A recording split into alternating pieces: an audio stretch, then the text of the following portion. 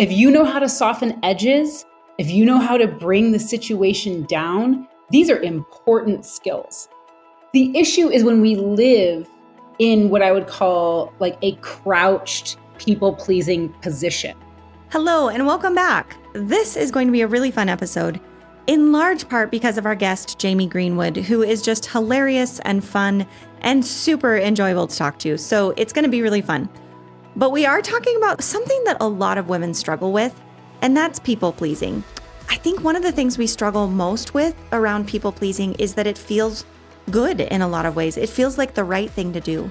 But then we can always see when it tips too far where it's not the right thing to do. So we are diving in and talking all about people pleasing, the good parts of it and the bad parts of it, how it helps us and how it hurts us. We're also talking about why we do it. Why would we do that?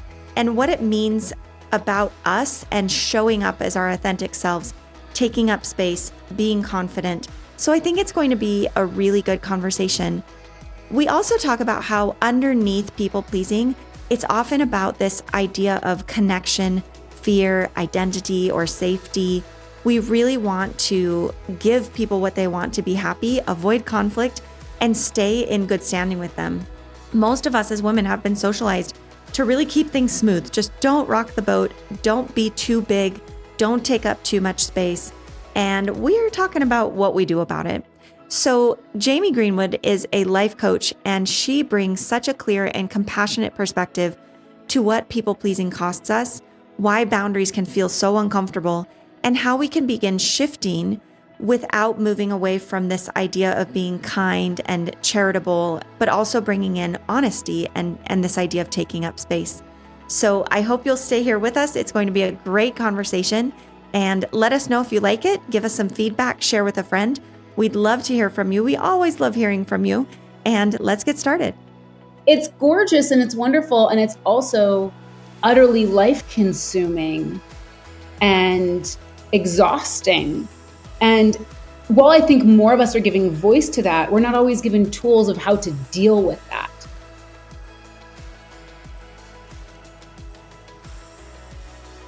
Well, Jamie, thank you so much for coming back. We had such a fun chat last time you were here, and we're excited to talk to you. So thanks for being here.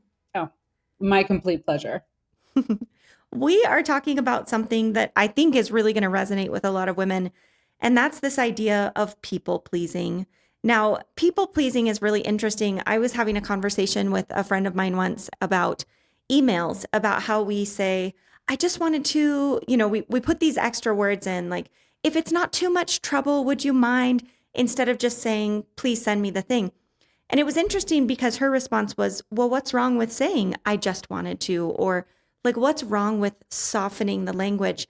And so maybe that's a good kickoff of talking about this idea of people pleasing is what exactly is people pleasing and why do we do it? Why do we feel the need to soften things, to apologize for things, to make other people feel more comfortable, and what's so wrong with that? It'll just throw you in right off the bat. Thank you. Well, let me say this. I don't always think that people pleasing is wrong. I actually think when used strategically, it's a superpower. If you know how to soften edges, if you know how to bring the situation down, these are important skills. The issue is when we live in what I would call like a crouched people-pleasing position, right? When we take on kind of like a shape. Our body takes on a shape of people-pleasing, which is usually smaller, more contracted, not wanting to take up too much space. Is it okay if, do you mind sometimes we take on a persona of asking to just breathe sometimes, to kind of just asking for permission to be. And in terms of people pleasing, many of us have been socialized to do this from a very early age, especially women, right? And in many ways, it keeps us safe. And I think that the reason why people start emails that way or any communication that way is that they're just not trying to have any issue at all. Yeah. So if they can just come off as sweet as pie, there won't be any problem. Except, I mean, sure, you are avoiding a problem maybe, but also you're showing up in this pre-crouched position. You're showing up already kind of giving away your power a bit. Yeah. Apologizing for existing, sorry, Apologize. I'm about to enter your day. Exactly. Yeah. Sorry, I'm going to take a breath and ask you a question. Right. And we can live that way, but is it the most fulfilling way to live? Is it the most empowering way to live? The other issue with people pleasing is that it puts our constant focus on the other. Yeah. We're always monitoring other people instead of checking in with what's truest for me. What Mm-hmm. do I need in this moment? That doesn't mean that we are only thinking about ourselves and suddenly all become narcissists. Right. It just means that we bring ourselves into the equation. But isn't that the fear? I mean, I think a lot of people, a lot of women especially, don't understand that any sort of gray area, like it's sort of one or the other. Either I am kind and soft and making other people feel comfortable, all good things, or I'm a complete narcissist and jerk who doesn't care about other people's feelings. Yeah. So help us understand then, dive a little bit more and give us this foundation of what exactly, and you've started talking about it a little bit, what exactly is people pleasing? How are we doing that? How does that show up in our lives? And then also the next step would be, what's the problem with that? You just said, you talked about the shrinking, and I love that, but maybe tell us a little bit more about how do we spot that? What does that actually look like when we are people pleasing as opposed to just being kind? Yes, that's a really good question. I would say that there's two primary ways to spot if you're people pleasing. One is your language. You're doing that overly soft and softening language. And then there's the somatic piece. And when I say somatic, I mean the body, like what it feels like in your system as you're using this language, but also your body positioning. I mentioned crouching. Usually we kind of hunch our shoulders a little bit. We'll do the like, oh, is it okay if we do the like head tilt, which actually we're kind of showing our throat, which is a very vulnerable Mm, part. I mean, it's almost like a kitten rolling over on its back and being like, pet me, and I'm showing you all of my organs. We do that actually in our body yeah. when Yeah. we are people pleasing. Yeah. So it is a position of vulnerability and making ourselves non-offensive, Mm-hmm. right? We're constantly seeking to be non-offensive. Now, what is the difference between that and just being kind? Oftentimes with people pleasing, we aren't thinking about ourselves at all. Mm-hmm. That's actually the difference. When we're kind, maybe we've thought like, where am I in this? Where are they in this? What's reasonable? Did they give in last time? So I'm going to give in this time. Like we kind of look at the whole picture. Whereas Mm-hmm. people pleasing can be more of a knee jerk reaction of what can I give them so that they're happy? What can I say that keeps all of us out of hot water? Mm-hmm. Most of us have no skills when it comes to confrontation. Mm-hmm. None. And so instead of gaining those really important confrontation skills or kind of like those like high risk conversation skills, we just keep everyone happy. Mm-hmm. We don't build out our toolkit. We just use the one thing that we have, which we were probably taught from a very young age, which is make everyone happy. Yeah. It is really nuanced though, isn't it? That idea of being nice and being polite versus people pleasing. It's pretty nuanced. And I think that sometimes you could say the exact same thing and it would just be kind. And other times you say the exact same thing and like you mentioned, it's you like rolling over and being vulnerable, not in a good way, being vulnerable in that I give my entire will to whatever you want. Like I think self-effacing is probably the best way to describe that of you can still be kind and not be self-effacing, but self-effacing is like it really doesn't matter what you ask of me, I'll say yes, as long as it keeps you happy. And so I think that's really interesting. One of the concepts that I've worked with for a long time is this idea of women not shrinking. Like women should not shrink, we should take up space. Yeah. And the visual that came to me a long time ago was this concept of all of us have an appointed cookie cutter shape us in the universe. That's our space in the universe. And we can fill every bit of that cookie cutter shape, or we can fill just the toe of it. But either way, that's our space, and people can't come into that space. So we get to decide, do we fill just the toe of it, or do we expand and fill that whole space that belongs to us? Because no one else is going to fill it. That is our space to fill on the earth. And I think that when we talk about people pleasing, that whole concept goes out the window, right? That whole concept is, I will take up as little space as possible. I will exist as little as possible to allow everyone else to exist fully. And what we don't recognize is that that space that we were meant to fill is now just empty. There's a void there. It's not actually giving other people more space. It's just us not filling our space. So what are your thoughts on that idea of taking up space as the flip side of people pleasing? I adore that analogy. I will give you credit completely anytime I use it, but that is feel free. that is so gorgeous. I love that. And I think you're absolutely right. When we take up our full space, we're not encroaching on anyone else. Mm-mm. It's ours. And when we don't, to your point, there's just emptiness and people don't get to know us. And this is one of the things I say a lot about the dark side of people pleasing. Sure, you keep everyone happy. Sure, you keep yourself out of conflict, but you are also making yourself completely unknown. Yeah. No one knows who you are. No one knows what you care about. No one knows what you stand for. No one knows what you like for dinner when you're always like, no, whatever you want, it's okay. Yeah. This is an early question I ask all of my clients when they're just coming into having more of a voice around what they like is, if you were alone, no family, no partner, no one around, what would you eat for dinner? And then saying that out loud when everyone else is around versus just deferring, right? It's an important small exercise.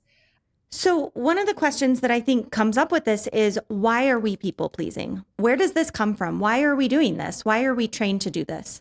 How controversial do we want to get? How deeply political do we want to get?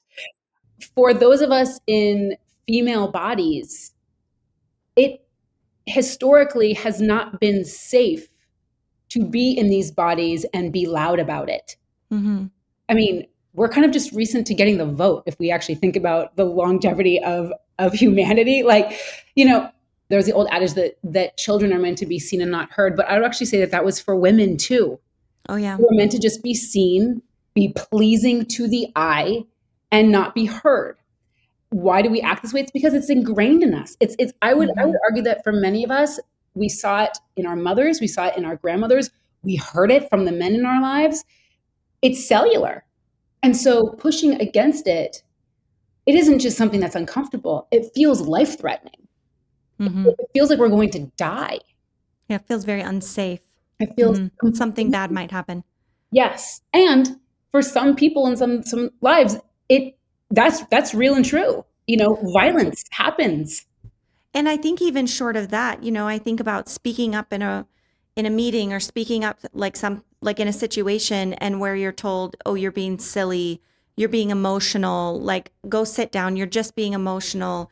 Like, no, that's not dangerous, but it sure triggers our unsafe response. It's embarrassing, it's condescending, it's made to put us back in our place. And I think we learn that if I shut up and I say exactly what will make them happy, then I won't experience that vulnerability or that embarrassment or that shame or condescension. I can avoid that as long as I stay small enough, as long as I put on a good show and make everyone else feel comfortable around me. And I get to stay. This is about This is about belonging too. Mm-hmm. I agree with everything you just said. And if I'm in the room, I get to stay in the room if I'm quiet. Mm-hmm. I don't get shoved away, because we are, as Brené Brown says, wired for belonging, right? Yeah. And so if people pleasing, or the opposite of people pleasing, if using our voice, of saying who we are, of taking up more space, begins to inhibit or kind of take away that belonging, that's terrible for us. Mm-hmm. And that's why, self-confidence is a real weak term, but it's one of the reasons why we have to have such a strong internal compass and such strong self-confidence to be able to speak up and speak out in rooms where we may be told we don't belong. Well, and that goes back, I think when you first started talking about kind of that difference between being kind and being people pleasing, I think being kind is being your truest self. It's understanding who you are. And when I operate from a place of kindness as hopefully a kind person, that's because I know who I am and I love other people, or I want to show love, or I want to bring joy. And that's very slightly different than when we're people pleasing and we get rid of who we are completely. Like the more I can not have an identity, the more I can disappear and just be there. It is that sense of identity that is kind of the difference there. You know, where are you coming from when you're behaving? If you're making other people happy because that's who you are and you love doing it, then that's very different than people pleasing, even though the behavior may be exactly the same. But if Yes. you're doing it from a place of like, I will vanish and disappear into nothingness so that you can have what you want. I think sometimes this can happen even as a mom towards our children. Not that we're people pleasing towards our, like, we wouldn't think of it necessarily as like, I'm going to give up myself to make my children happy. But actually, that is what happens a lot of times, right? As moms, we can lose our sense of identity and our sense of self in an effort to give as much space as possible for our children to grow and flourish. And yet at the same time, that can cause a lot of havoc for women as they start saying like, well, who am I but a mom? Like, I love being a mom and I'm so happy to be a mom, but I feel like I've lost a little bit of myself. And this is not in any way to criticize being a mom. Both of us were moms and happily so. And I love being a mom and I love being there for my kids. But for women who feel like their entire identity is consumed in being a mom, what do you think about that being part of people pleasing and how that happens? I think being a mother is one of the great invitations to own ourselves, Mm-hmm. because your children, no matter how wonderful they are, especially when they're young, will never make space for you. All they want is what they want. And so they will take and take, and we all know this. They will That's how take, they're built. that's Yeah. what they're built. And thank you for being that way, my beautiful children. Yeah. And that's an invitation for me to say, where am I in this? Mm-hmm. You've taken a lot from me today. What do I need now? My children hear this every single day. I'm sure they'll have plenty of things to talk about with their therapist in the future. Because mama, I'm like, you know what? Mama needs some time to herself. You've been fed, you've been bathed. Here's your book. I have to go. You know, like I take a lot of space from my children because I can feel in my system when I'm crossing the line into burnout from giving too much. I won't say people pleasing because I don't think people pleasing also has a tinge of intimidation with it. We tend to people please around or with people that we are worried there's something big that might come back on us if we don't.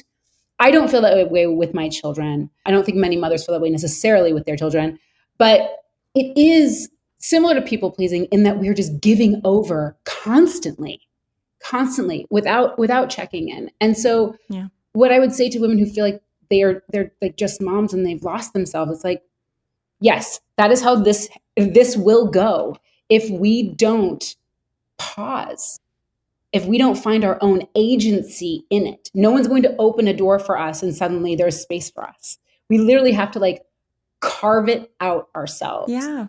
Yeah. Yeah. That's really lovely, actually. Let's talk then about what are these hidden costs associated with people pleasing? What's the big deal? Like, why can't we just people please?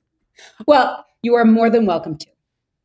I just know personally, and as I see with my clients, that after years of people pleasing, they get a little irritable. They get a little rageful. We get a little crunchy. We get a little, we get a little edgy. And then suddenly we're like, I'm not this person. Why am I acting this way? I'm a nice, kind, giving person. Why am I feeling, all these yucky feelings? And it's because we've given too much. So that's generally the problem. It's that we lose ourselves in the giving, and then it comes back and kind of bites us. Mm-hmm.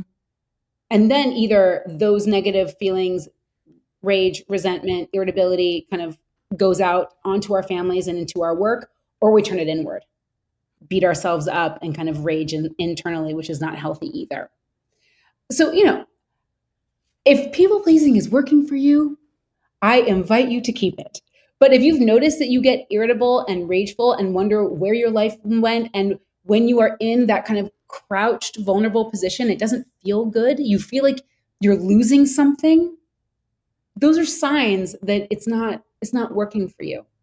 The flip side of that is that stepping away from people pleasing, or at least being more mindful when we choose people pleasing, it's a big ask. Yes, it's what I'm asking us all to do. Yes, listeners, this is what we're doing. But I want you to know that it's not easy always. As we said in the beginning, it can be quite terrifying because when we stop people pleasing, we have to deal with other people's reactions. And what that then asks us to do is really build our toolbox around being able to be with people being less than pleased with us. Mm-hmm. And remembering that if someone is less than pleased with us, we are not bad people. We are not awful. It was not our responsibility to keep them joyful always in the first place. This goes to our children too. I'll be honest that this is where I've had to do a lot of personal work. Like, I cannot always make my babies happy. That does not mean I'm a bad mom. Mm-hmm. They have really hard days. And there's no pleasing I can do that is going to win these children over to happiness.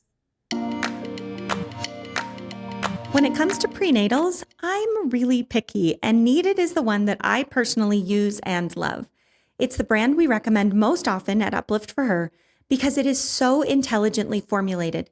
It's formulated with the right forms and optimal doses of nutrients your body actually needs before, during, and after pregnancy. From their complete prenatal vitamin to omega-3s, collagen, and other essentials, Needed covers so much more than the standard prenatal, and it's all clean, well-sourced, and easy to absorb, so I don't have to worry too much about what they're putting in it. I can just trust that they're making a great quality product. When I first started taking the comprehensive prenatal vitamin, it was a lot of capsules, but I felt so much better after a short period of time and really think that it was a huge game changer with the amount of energy and feeling like I've been able to stay going during pregnancy and feeling well. Needed also makes a really smart product, which is their powdered prenatal vitamin. So for people who have terrible morning sickness in the early stages of pregnancy that just cannot do capsules, they have a powder alternative that tastes good and can be thrown into water or a smoothie. I just think it's so smart. Why did we not have this before? And then they also have a smaller dose prenatal vitamin, so you don't have to have all the capsules, that just covers the essentials. And that's another really good help for the beginning of pregnancy. So if you're interested, you can get 20% off your first order with our affiliate link, which is in the show notes, or you can find it on our favorite products page at upliftforher.com. Now back to the show. I think when I think about people pleasing, right? I think a lot of times women who do people please, and I'm one of them, right? I think sometimes you're like, well, I don't get it. I don't think I'm people pleasing. Like, I was just being nice. I was just, being myself. And I think that one of the clues between this idea of just being nice or just, behaving politely and the idea of maybe having an unhealthy relationship with people pleasing is exactly what you just said. Do you have a lot of resentment? It may not show up the same for everyone, but somewhere on that spectrum of fear, negativity, resentment, anger, bitterness, I think for some people, it's even just this gap in their personality of like, there's something missing. I see a lot of patients who come into me because they're worried their hormones are off. And in fact, often their hormones are off. But when I start talking to them a little bit further, a lot of things that come up are like things like, well, my husband didn't help this day, or I carry a lot of the burden of the home, and he's helping and he's working, but like, this is so much for me to carry. I feel overwhelmed. And I think those feelings, certainly there can be other things, like maybe we need to do things differently at home. But some of those feelings of resentment, of frustration, of like, gosh, something's stuck, I feel overwhelmed, I think those can be clues that maybe we're making decisions based on keeping other people happy instead of coming from simply a place of kindness, right? And it is still nuanced there. I'm in my mind, I'm still trying to piece that out.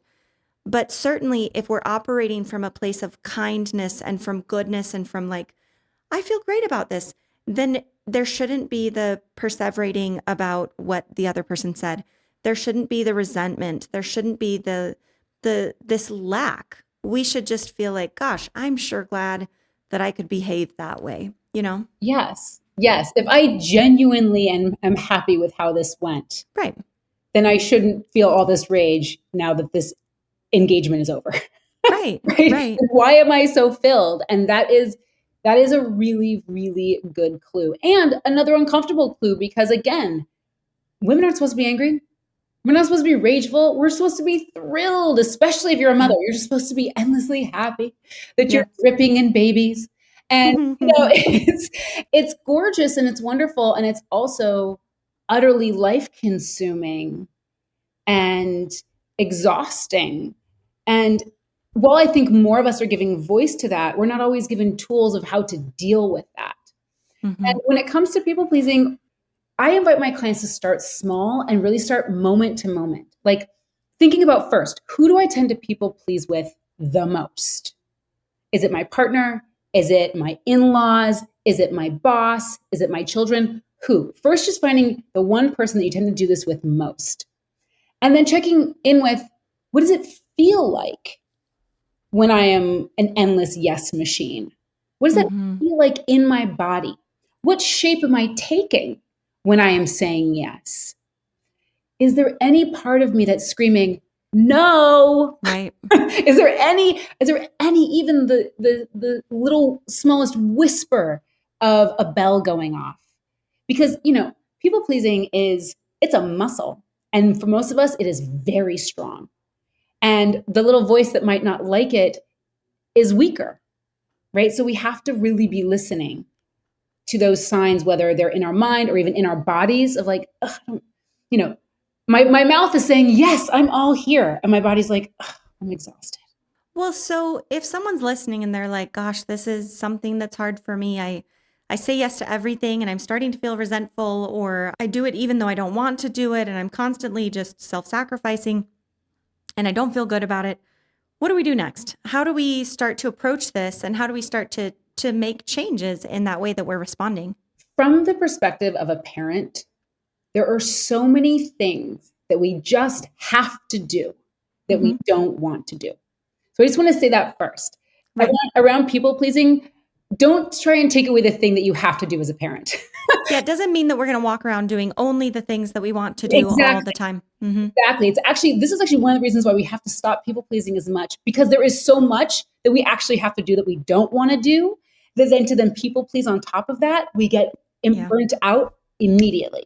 Yeah. Yeah. And so where I recommend my clients starting is with a person that they tend to people please with regularly, who is also actually a safe person. A safe person. Because there are also people that we people please with that are not safe people, right? We people please with them because we know that if we don't, there is definitely going to be an explosion, right? And so let's not start with changing with them just yet. That's like, that's graduate school. But for now, a person who is safe for you, but who you still people please with because you just don't like rocking the boat. And one of the things I really encourage my clients to do is tell this person that you're changing. Tell this person that you've been thinking about what you do that isn't actually working for you, and probably your relationship with this person either. And so giving everyone a heads up that things are going to change, and not from that, like, things are going to change. Because you don't want to have this conversation when you've hit your limit, but more from a thoughtful place of, I actually think I want to try this differently. I'm defaulting to behaviors that I don't want to default to anymore. Yeah. And so I want it to look like this. Again, easy example. From now on, when you ask me like, what's for dinner, I'm not going to just say back to you, I don't know. What do you want? Like, I'm actually going to ask myself what I want and tell you, and then we'll figure it out from there. A lot of my clients all of my clients actually are like fixers and doers and helpers. They're the people that everyone at the school asks them to volunteer, asks them to spearhead the next initiative. And they often say yes, and then they really regret it. Yeah. And so that's another safe place, I think, to start is there anyone who tends to call you and ask you to volunteer? And can you just say, you know what? My plate is full. Thank you for thinking of me. My plate is full. Taking that space just to say, what do I actually want? I think a lot of us who are used to people pleasing will say yes before you even know. Are you people pleasing or are you not? Like, who knows? There's no time there. It's just a reflex of like, can you do this? Sure, I'll do that because it's the quote unquote right thing to do, right? And that's fine if you feel like that's the right thing to do. I don't think that's as much the question, but did you pause to say, how do I feel about this? Like, is this something that I would enjoy doing? Is this something that's best for me? Is this something that's best for my family right now? Yes. Just because someone asks something of us does not always mean that it's best for us or our family or the people who are affected by it. And so even if we know, like maybe that baby step is saying, I might still say yes, but let me just pause and create space and say, let me check my schedule and get back to you. Like, can I just create a little bit of space there and then actually think about it and think like, do I want to do that? Is that something that is in alignment with where I'm at right now with my goals and my family and my life and my time scheduling? I think that's a really lovely baby step there. Mallorie, that was exactly what I was going to say. Oh, sorry. No, Oh, sorry. no, thank you. You can always ask for time. Mm-hmm. And if you can't, that's a sign that you just say no. Yeah. If Yeah. someone is like, actually, if you say to someone, thank you for thinking of me for this, I need to think about it. Can I get back to you in 48 hours? And like, no, I need to know now. Well, then the answer is no. Yeah. If Yeah. you have to have your answer now, then the answer is no. But if you can wait, let me see if this works for my life. We Mm-hmm. can always ask for time. And if we aren't given time, then the answer, you have your answer right there. And it is a brave thing also to not be pressured. How often are Mm-hmm. we pressured into things or Mm-hmm. guilted into things or shamed into things? Or we tell ourselves a story of like, even though I don't want to do this, I will because in the long run, it'll somehow pay off. Mm-hmm. Sometimes it does, sometimes it doesn't. Really looking at our life as it is in its current iteration. That's really important. As I get older, for better or worse, I just feel like, oh my God, life is really short. So I really need to think like, what matters most to me right now in this iteration of my life, my children's lives, my partner's life, Yeah. and what our goals are as a family. I mean, I get invited to things all the time at night. That is the worst time of day for me. Mm-hmm. It is the worst time of day because my children want me to be in bed with them cuddling every Yeah. night. So I say no to most things that happen after 5 p.m. because in this iteration of my life, it doesn't Yeah. work for my family. That's okay. That's like a firm boundary that I keep. Do I sometimes miss out on work opportunities or friendship opportunities? Yes. Yes, I do. So, what do you say to people who say, well, I don't want to hurt their feelings. I don't want them to feel bad. Like, why are you saying yes to that? I don't want them to feel bad. Why do you think they can't handle feeling bad? Mm. We do this all the time. We attempt to protect people from their own feelings. We can't live that way. First of all, we have no control over how people feel. Right. Second of all, attempting to protect people from negative feelings makes it's almost like we're taking on some sort of universal power that we don't have. Mm-hmm. We don't have. And so it's also very important, I think, to give people opportunity to learn how to be uncomfortable and to learn how to work with discomfort. If a boundary that I set, and now, we can get into boundaries now, but if a boundary that I set makes someone uncomfortable, they can tell me that and we can work with it. Or they can just be uncomfortable, figure out why they feel uncomfortable and figure it, and unravel it for themselves. You know, Boundaries are set with me all the time. My mother recently set a boundary with me and I was like, what?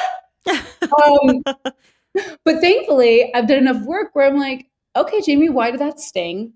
Oh, because you actually think your mother should always say yes to you. Okay, well, the truth is that she's getting older. She can't say yes to you all the time. You're going to have to be okay with that. Right? That was her setting a very clear and loving boundary with me was an invitation for me to work out my own feelings about it. I did Yeah. not throw those feelings back on her. I think that's so important. One of the lessons that I had to learn in marriage was You may not always be on exactly the same page with your partner, right? You may have different opinions. And I think if you're outside marriage, that's like so obvious. Well, of course, we're going to have different opinions. We're different humans. Like, we're never going to agree on everything. But somehow then you get married and you're like, but we will now, right? We're married. We'll agree on everything. And I specifically remember learning that phrase from a life coach, actually. It's okay if he doesn't have the same opinion as me. And I remember being younger and having that experience of like, no, it's not okay. It's not okay if he disagrees with me. This is not okay. And I think that, like you were saying, when we talk about this idea of like, I don't want him to disagree. I don't want him to, or anyone to feel uncomfortable. I don't want to hurt their feelings. I don't want them to feel bad. All of those things are completely not our job. It's not our responsibility to have an action and assume the reaction, right? That's some odd way of playing God, or some odd way of trying to control a relationship. And really, if you ask the person on the other side of the relationship, if it's any form of healthy relationship, most of us, I think, would prefer to receive an authentic answer from someone instead of have someone lie to us or change their answer just to try to manipulate me into having a certain emotion, right? Now, Yes. those are strong words, but that's kind of what we're doing when we say, I don't want them to feel bad. Well, maybe they just legitimately want to know what you think. Yeah. Did you think of that? Like, maybe they just wanted to get to know you and how you felt in the situation. Instead, we're morphing ourselves and trying to conform to what we think might possibly maybe be the outcome. And I mean, there are people who are perfectly happy to be manipulated that way, right? There are people who are perfectly happy just to have other people please them. Yes. But I hope most of the people in our relationships really just want us to be sincere and to be honest. Like, do you want to do this? No, I don't. Okay, well, I don't love that, but thanks for being honest with me. But anyway, going back to that idea of like, it's okay if they feel whatever it is they feel. It's okay if they don't like that I had that emotion. If that emotion is a measured out emotion and it's really what represents me and they're unhappy with that, that's a tricky thing for a lot of us to accept, but I would practice that phrase of it's okay if they have a different feeling than I do. It's okay if they have a different opinion. Mallory, I'm really curious, going back, to the beginning of your marriage, like what was your big fear? Like what was so terrifying about being on a different page as your husband? Yeah, it's such a good question. And that was it was one of the next questions that I had for you is why are we so afraid of people not being happy with us? And for me, I don't even think it was a conscious, like, I don't know what I was so afraid of other than we're supposed to be, we should be Hmm. completely unified. I think in my brain. Now, if you had asked me that, like, do you think you and your husband will agree on everything? I would have been like, no, that's ridiculous. I'm never going to agree on everything with anyone. But I think a lot of us have this subconscious fear of, like you said, not being accepted, not being liked, not being loved. And I do think that on a lot of levels, we do associate that idea of if someone doesn't agree with us or if we say something and they don't like it, then are we worthy of love? Are we worthy of connection? Do we belong? Those are big, powerful things that go back to, I don't know, when we were two or something. And I think it's just hard. It's hard to be okay with that. And it's hard to feel safe with that. But it's sort of at some point we have to recognize it's either vanishing of ourself and our identity or being okay with being in a member of the human race where people disagree, you Yeah. know? And truly I do think there is some risk involved. There are people and relationships that we have that if we take up space and we're sincere and we express something from our heart and they don't like it, they will leave. There are some relationships like that it will break the relationship. Yes. And that's just I'd at least rather make that decision consciously, knowing, okay, I am going to people please here so that I can save this relationship. I just want to make sure that I'm doing that consciously Yes. or that I'm saying, this is not okay with me. I can't just be what you want me to be and not be myself just so you'll stick around. I need to find other connection. But man, easier said than done, right? Absolutely. Absolutely. And we're talking about two different types of relationships here, right? We're talking about, Sure, sure. right, the type of relationship that can actually is ready for you to stop people pleasing, is ready for you to show up as your authentic self, a relationship where they want to know who you are and actually Mm-hmm. been looking for you, but you've Mm-hmm. been hiding, right? And then there's the other type of relationship that we might be in where they're perfectly fine with you Mm-hmm. just Mm-hmm. morphing and shape shifting and doing whatever you need to do to make sure that they stay happy. Those Yeah. relationships absolutely exist. We're probably related to a lot of these people, Yeah, you exactly. know, right? And so, but I love what you just said.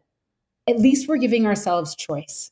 Mm-hmm. There are absolutely still moments in my life, in certain relationships in my family, that I still people please. I absolutely, but I know I'm doing it now. Sure. And what's interesting is that by knowing, it feels so much more empowering versus Mm-hmm. before doing this dance that I would do with certain family members and then leave feeling completely slimed and feeling like I just been sucked of all my energy and being Yeah. confused as to why I felt this way. It's like, oh, right, I couldn't be my authentic self, you know? That's where resentment comes up a lot, right? Is if you're not choosing and you don't like it, then you will resent that person. Like, you'll come away feeling slimed, as you said, being around a family member and just getting sucked in and being like, oh, why do I do that every time? Like, they asked me to do it and I didn't want to do it, but I did it anyway. Why do I do that every time?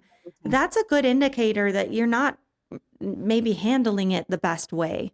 And that can be hard to figure out what the best way is. But sometimes it is just a matter of having enough space to say, I am choosing this. I don't love it, but I'm choosing it. There's a life coach named Jody Moore who's one of the things that she talks about is that just feeling empowered is sometimes just recognizing that we actually do have a choice. So as a mom, I could literally walk out on my family.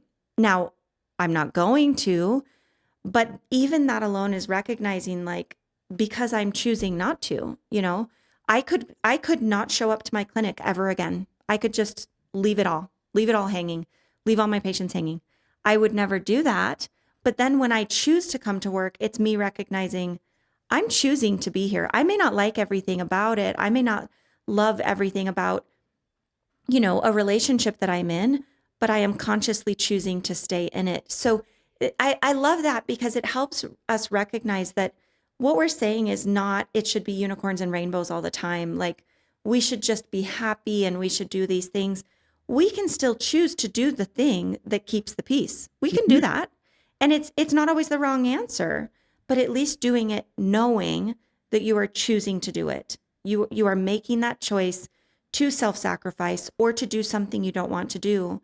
And sometimes making the choice not to do those things, even operating from that place of empowerment, is very different than operating from a place of feeling manipulated or feeling coerced or forced. Those are not good emotions, and they will rarely, if ever, lead to anywhere good. When you're a women's health expert like I am, you get to talk about a lot of taboo topics for women, and that includes periods and how inconvenient they can be, among other things. I grew up in the era of only tampons and pads, and I am so glad that we now have better options. I switched years ago to using period underwear and a menstrual cup combined, and I will never go back. I've tried several brands, but the brand I'm really loving is Salt. That's S with two A's, LT. Their cup, discs, and period underwear are not only comfortable and reliable, they also take extra steps to make sure that when you're using products in intimate places, that they're not going to release toxins like PFAS or other chemicals that we really don't want to be absorbing into our bodies. Plus, they're more sustainable and more cost-effective compared to traditional products, which is a win in my book. We love that Salt's products are made with medical-grade silicone, free of toxins, and designed to actually fit real bodies and lifestyles. Whether you're brand new to reusable period care or looking to upgrade, we highly recommend checking them out. And please, if you have a teenager who's starting to have periods, please get them some period underwear. All of us who are older know what it was like to walk around with a sweatshirt tied around your waist. Let's get rid of that. Just get them some period underwear. Click the link in our show notes to shop Salt and explore all of their options, and you'll see why so many of our patients are making the switch. Now back to the episode. Whenever we don't have a voice, or whenever we have either squashed our voice ourselves or it's been squashed by another person, there's going to be a reaction to that, right? There's either going to be kind of a compounding of shrinking or a volcano eruption of emotion, right? And so I completely agree that the minute we find choice, we have found empowerment, even if that choice is doing the thing that we just said that we don't love. Mm-hmm. But choice is everything. And remembering that we have choice and that we have agency in every single one of our relationships is very, very important. Well, now you said when we were talking earlier, you brought up this acronym of RAIN, RAIN, when talking about fear. We were talking about this idea of what are we so afraid of? Like, why do we want so badly for someone to be happy with us, to approve of us? And you have this acronym. Will you share that with us? Yes, it is not mine. It is from a meditation teacher and psychologist named Tara Brach, who has been doing incredible work for decades. She wrote a book called True Refuge that I love. And she talks about RAIN as a process to work with uncomfortable emotions like fear, anxiety, worry, all of it. And so RAIN is first we recognize what's happening inside of us. Okay, I'm feeling top level anxiety. Underneath, I'm feeling a lot of fear about telling this person no, right? Yeah. And then we allow whatever feelings that we have to exist. They're not wrong. They're not bad. They're allowed to exist. Is we investigate what's happening here. Why am I afraid? What in my history, what in my upbringing, what in this moment is causing me to be terrified to say no? And then N is we nurture. And nurture really is just self-compassion, reminding ourselves, I'm terrified. This is a moment of suffering. I'm allowed to be scared. And what else? What else is there? Mm-hmm. Right? Because another thing that Tara Brach talks a lot about is that our thoughts, while very real in the moment, often aren't true. I love that distinction that she makes, that this is real because I'm feeling all the feelings. I'm definitely sweating, like it's real, but it's not true necessarily. The story that I'm telling myself that if I say no, then this is going to be the end of the relationship, or if I say no, they're going to hate me. That may not be true. Yeah. Right. And really kind of sussing out the fact that we live our lives based off of these kind of thought movies that could be complete fiction. I love that. And I love that it just gives us a construct to slow down and think it through. I think that nurturing of just saying, I feel this way, can be so powerful. It for me, when I have an exercise like that, it really starts to diffuse that fear and that anxiety and that anxiousness. Even just saying it, right? In therapy, they say name it to tame it. Yeah. Even just acknowledging the emotion, like I am afraid that if I say no, kind of like what you asked me, right? In early marriage, what was I so afraid of? That's not something that I've really given a lot of thought to. But when we name it and we say, I think I was afraid of losing a connection, of losing my village, right? Of losing my people. Well, that's something that, like, when you put a name to it, like the conscious side of my brain is like, well, yeah, that would be alarming, And then it sort of diffuses because it's like, well, yeah, that would be scary. That's a reasonable fear to have. Yes. And that diffuses, so then you can go on with your conscious brain and say, so what do we do? What do we do next? But if you stay in that unknown fear, I call it lava lamp brain, the brain just like morphs and moves in waves and is constantly changing. And we can't get a handle on it. But if we can nurture it and name it and just allow it to be there inside of us, instead of instantly trying to change it and be like, don't feel that way. Don't say that to yourself. Like, why not say it to yourself? Like, say it and hear it and let it sit and then decide what to do with it can be really powerful. Well, and I think that what you're saying here is so true. What does dismissing or denying do in our bodies? Like, nothing good. Nothing good. And if I encourage everyone who tends to diminish how you feel, diminish how, kind of what you say, or just ignore it. Like, notice the impact on your system. Yeah. Notice the impact on your relationships, right? Does it give you more resilience when you're dealing with your children or less?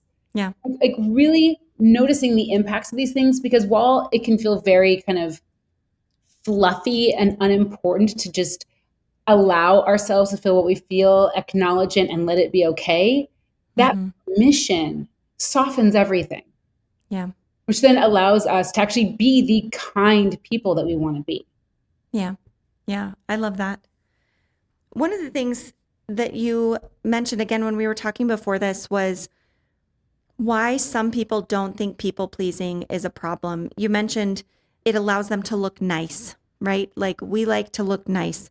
It keeps us in good standing. It doesn't challenge the status quo. It means we get to avoid conflict. We'll wrap up because this will kind of come full circle with what we were talking about at the beginning. What is the conflict there with this idea of being nice? What's the problem there? We talked a little bit about being nice isn't necessarily the problem. You know, being nice is fine. So, what is really the goal here as we talk about people pleasing, people who are, you know, women who are listening who are like, gosh, this is me. I know some things here, but what ultimately should be our goal when it comes to interacting with people if we are trying to be recovered people pleasers? Instead of being nice, I would invite us all to be kind and real. Mm, So I when love that. someone asks me how I'm doing, I do not say, oh, I'm fine, or I'm great if I'm not great. Yeah. What I generally will say is what is true. So if what is true is like, it's been a day, I'll say that. I'll give it a little like tinge of humor. And then I will ask them how they are. Now that's the kindness piece. Like answering honestly does not mean that someone has opened a door for us and now we're dumping on them. Right. Right? Being vulnerable or real does not mean, they now become our therapist. It just means, can we be honest instead of just nice? Mm-hmm. And kind and honest is very, very important, right? That's why you can say what's true, but then, obviously remembering the other person of like, and how was your day? If we're being Mm-hmm. honest, you Mm-hmm. know, and I Mm-hmm. love that too. I often with new people that I meet, I'll say something like, how are you? If you were being honest, and just like Yeah. kind of like throw it Just in that there. reminder. It's a little curveball that actually people love, because the small talk that we all like, the niceties, really, they don't get us anywhere. Mm-hmm. They don't move any conversation forward. They don't deepen our relationships, which is what we're all starving for, right? Is like a deepened relationship. So when we can just like, how are you really, really?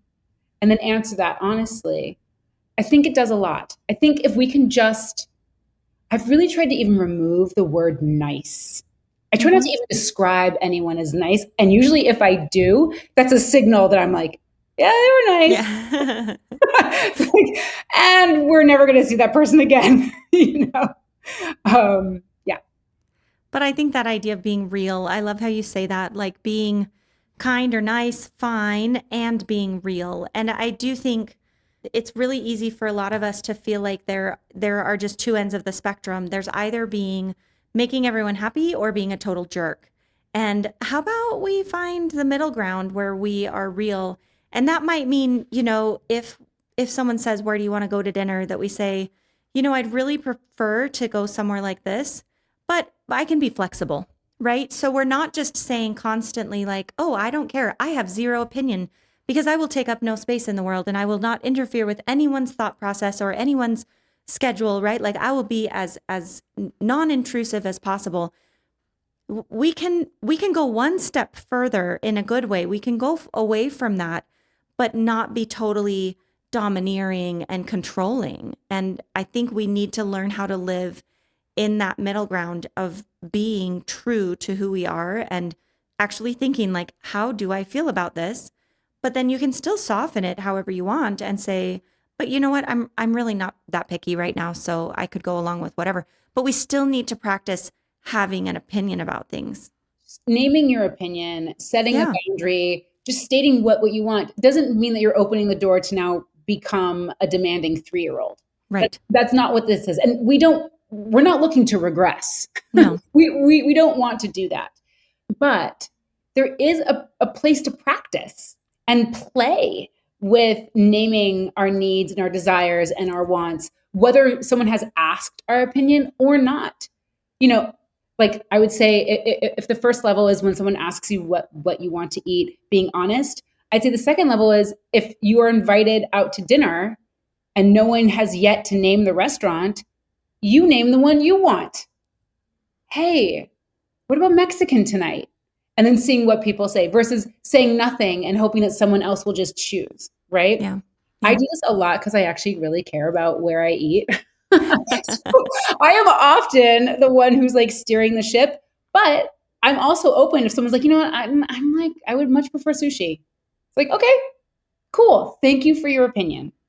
But yeah, taking that second step of being the one who doesn't just wait to be asked, but actually takes the lead is an exciting possibility for a lot of people.